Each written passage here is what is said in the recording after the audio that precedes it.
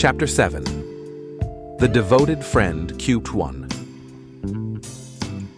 Briefly explain why the story of Hans and the miller was applicable to the water rat. Ans. The story of Hans and Miller was completely applicable to the water rat because Miller and water rat had the same wicked nature. Firstly, we observe the wickedness of water rat when he suggests the duck to drown the little duck in the pond. Secondly, he appreciates selfish activities of Miller and claims to have same beautiful sentiments as Miller has. At the end, the water rat was worried about the wheelbarrow of Miller, not about poor Hans. Q2.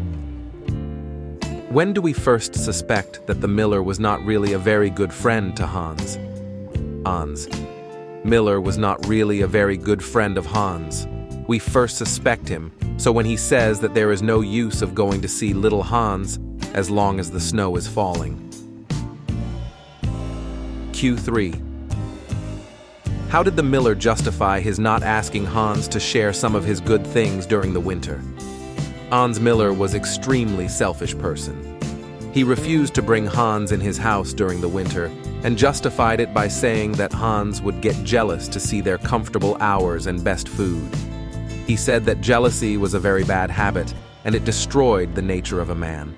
Hence, he would not like to spoil the nature of his friend just for the sake of ordinary things. Q4. How did the miller's wife reveal that she too was ready to exploit the generosity of Hans? Hans. The miller's wife was also ready to exploit the generosity of little Hans. It can be seen when she asked her husband to take a big basket along with him. She appreciated the evil and selfish nature of her husband and never disagreed with her husband. Q5. How did the miller persuade Hans to carry the large sack of flour to market? Hans. One day when Hans was very busy in his garden, the miller brought a large sack of flour and asked Hans to go to the market. Hans tried to excuse, but the miller persuaded him by reminding that he was going to give Hans his wheelbarrow. Q6. How did the miller justify his rebuke to Hans for staying in bed a little later than usual after his tiring expedition to the market? Hans.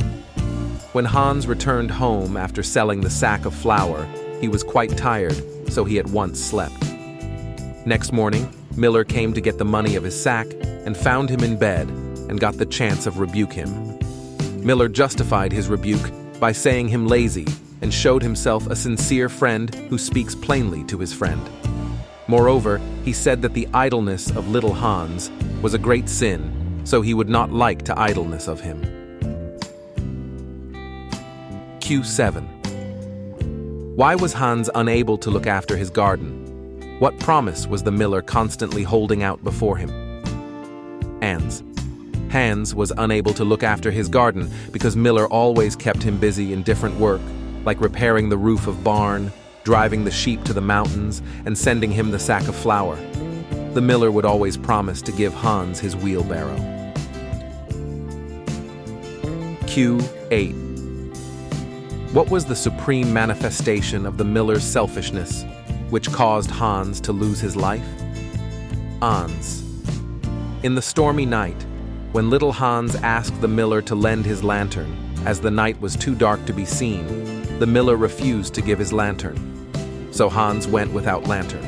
As a result of it, he was drowned and lost his life. This was the supreme selfishness of the miller. Q9. Comment briefly on the miller's claim to have been Hans's best friend. Hans. Miller's claim to have been Hans's best friend is not at all true because his insincere attitude can be seen throughout the story. He only speaks beautiful words about friendship, but he is not seen doing it practically. He believes that visitors should not bother their friends when they are in trouble. He gets benefits from his friend, but he never gives anything to him. Q10. What is the effect of the miller's disclosure that the wheelbarrow was totally worthless? Hans.